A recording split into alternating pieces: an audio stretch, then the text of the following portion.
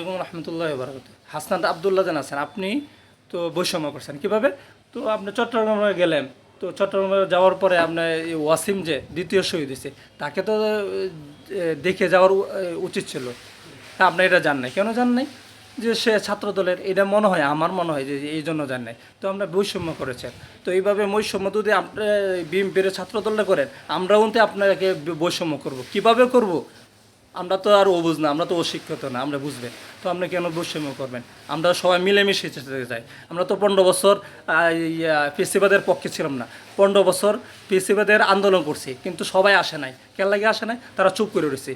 যারা চুপ করে রয়েছে, যারা সমর্থন করে গেছে, ওদের জন্য আমরা পড়ে নাই। যারা আমরা যে সময় আন্দোলন করতে গেছি, এটা তো আওয়ামী লীগ বিএনপির খেলা, তারা রাজনীতি। তো এখন আপনি এটা বৈষম্য করা খুবই অপছন্দ হয়েছে। আপনার এটা আপনার কাজটা করতে পারেন নাই, আর করছেন দেখে এটা খুব খারাপ লাগছে।